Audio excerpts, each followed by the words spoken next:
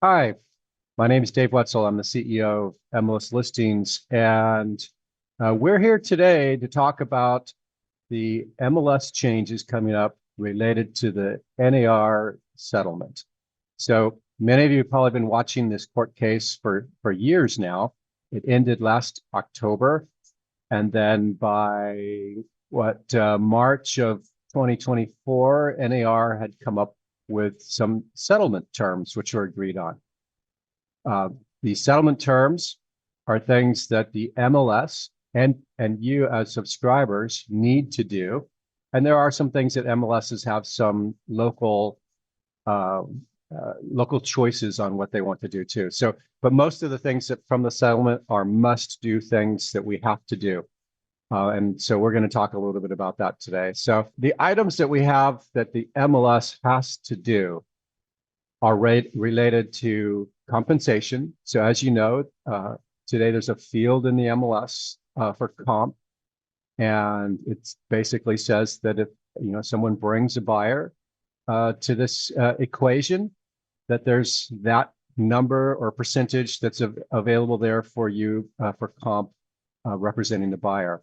With the settlement terms, that goes away. We will not have comp in the MLS. We cannot link to something outside the MLS that has comp. Comp has to be something that the two sides negotiate and come up to an agreement on what it is that they want to do around comp. And so it can't be something that's in the MLS at all. It can't be something that the MLS facilitates by having a link in the MLS that points to something that that has the comp in it. So that's the first big change that we have to do related to the settlement. The second change is related to what some people refer to as buyer broker agreements. Some people refer to them as representation agreements. Essentially, it's a contract between the buyer and the buyer's agent, and those are required going forward. And they're putting the MLS as the enforcer for those. So you may be wondering, how's the MLS going to know if there's a representation agreement in place? Well, we won't unless somebody reports, hey, I don't think this person has a representation agreement in place. And then Robert's compliance team will have to call and ask, do you have a representation agreement in place? Because we are the enforcer of that, but it's not something that we're going to be requiring you send to us for for every buyer that you're representing. But it will be something that we need to enforce.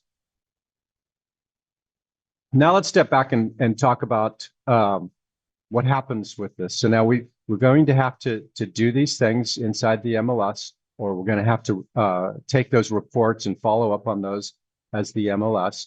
But what happens if people are not complying with these?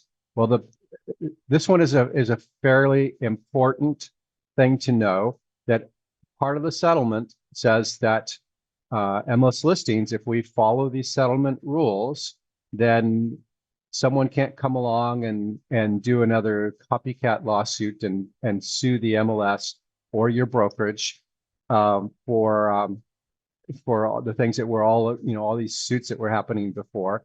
So this kind of protects us from that by following these rules. Now, there is something in the settlement that says that the MLS can be audited. And if the audit is found that we're not complying with these, then we're no longer protected by that and we could be sued. And so that's why these things are very important for us to make sure that we're following those. And so that is something that we definitely don't want to fall into the trap of failing an audit and determining that we're not protected under that settlement. There's one other area of the settlement that's open for local discretion, and that is the area of concessions. And so before I go into the concessions, there's this confusion, and I refer to it as the 3 C's: compensation, commission, and concessions. Those are all completely different things, although people often talk about one when they're and refer to one of the others. They get easily confused, and I've even done it myself sometimes in discussions. And so the area that is open for local discussion is the area of concessions. And this is an area that our board met and talked at length about and decided that we would not put fields into our listings at MLS Listings related to concessions. Most of the MLSs in Northern California are doing something very similar on that, although you may see some that say, have a yes/no field. It says, oh, my seller is open to the idea of concessions. But at MLS Listings, we're not going to have any fields related to concessions on that. And a lot of that is related back to, well, there's some confusion around what is a concession, what is a commission, what is a compensation. We wouldn't want the wrong ones to be put in that concessions field and then find out that we're no longer compliant with the settlement and then subject to future lawsuits. So what our board looked at is potential future litigation and said it just doesn't make sense for us to have those concession fields. You may see some of those coming out of MLSs in Southern California, but the board felt that the value that those bring to our subscribers just didn't outweigh the potential risks. We could change that in the future if that's something that is that the legal environment changes around and maybe the amount of risk on those is lower for some reason. But at the moment, that's what they're going to do, is we're not going to have concession fields in MLS listings. And you'll see something similar through most of the MLSs in Northern California as well. Now, you may be wondering timelines. When does this take place? Well, we have to make changes to listing management. So then when you're doing an edit of a listing, the comp field and the dual and variable comp fields are no longer there. We have to make changes to Matrix, Paragon, the mobile app, all the places that you can see the listings from your subscriber benefits, and make sure that those fields are no longer visible in what you see. So those changes have to take place. These changes are going to go into effect the night of Monday, August 12th. So that means when you come in the morning on Tuesday, August 13th, that's when this takes effect. And so that means on Tuesday, August 13th, you need to have those representation agreements in place. The comp fields will no longer be visible in the MLS, and all of our rules kick in at that point in time on August 13th. Another thing you want to take a look at is, now knowing that this goes into effect on Tuesday morning, August 13th, if you have an active listing, one of the things you want to look at is, what are the odds that your listing continues to be active before August 13th and then through and still active, August 13th and onwards. And now what do you do? Now, one of the things you have to do is you have to realize that comp field that you put in before, which was totally legal when you created that listing before August 13th, disappears on the morning of August 13th. So you, as a listing agent, should have a conversation with your seller that says, hey, in our agreements, we said that we were going to have a comp of X and the listing, but as of August 13th, your active listing will no longer have that. And then you need to have that conversation with your seller about how that is now negotiable. It's something that the buyer will come with and negotiate with you on. And your broker or your office manager may even have some sort of a form that you might want your seller to sign, so that they know that there's that transition, that their listing that was active before and active after at that date, that there's a change in that listing. So your broker may want you to have some form or something. I certainly want to have a discussion with that seller for that reason.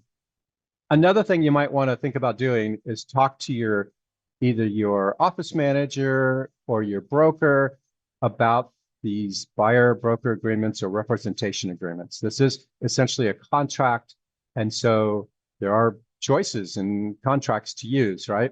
As usual. But a lot of brokers and office managers have a specific one that they want you to use. There's also some that are available from CAR. And there's others out there. So be sure to talk to your broker or your office manager about which forms you should be using related to that representation agreement. So what happens for violations of these? So as I mentioned, the MLS can be in big trouble if there's an audit and they're found out to be not following the terms of the settlement, right? So the rules committee at MLS Listings still needs to come up with what happens for violations on these. How strict are we going to be? The board of MLS Listings has given guidance to the rules committee to say, you know, most of all of our rules were pretty lenient at the if there's a first-time offender on these. And so we kind of take an education first approach to these, and we'll do that for these. But we need to be strict if there's an ongoing problem with that same agent. And so I don't know what those violations will be yet because the rules committee is still going through that. But know that the guidance that we're giving them is that lenient on the first offense, strict and escalating after that. And exactly what that means, we'll find out from the rules committee. But just know you don't want to be that listing agent that does this, gets into trouble on a continuing basis on that, because it does put the MLS and the whole community really at risk of future litigation. So we do have to be strict on this. So as I mentioned, we have these rules that we have to follow around compensation and around being the enforcer for representation agreements or buyer broker agreements. And the area of local discretion is around the whole concession thing. And so when the board looked at this, we really wanted to take a risk assessment of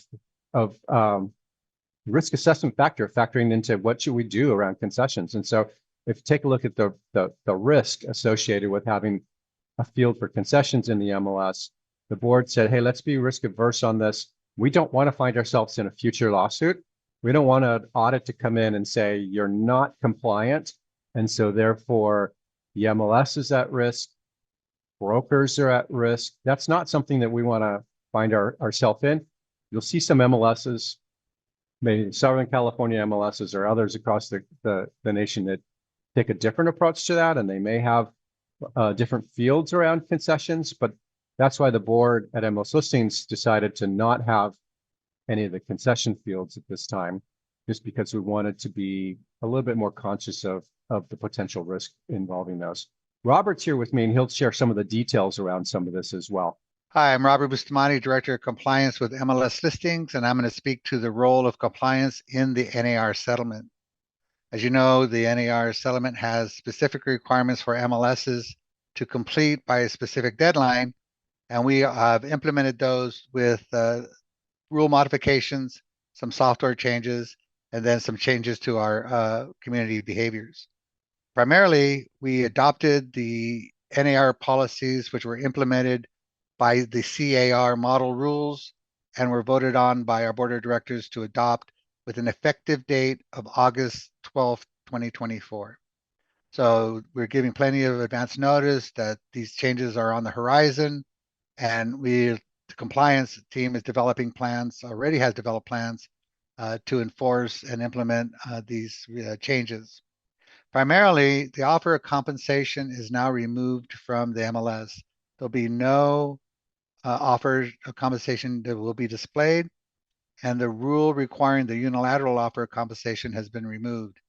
So any changes or any attempt to change, or excuse me, any attempt to offer compensation in the MLS under the prohibition will be treated as a violation, and it'll actually be a very serious violation.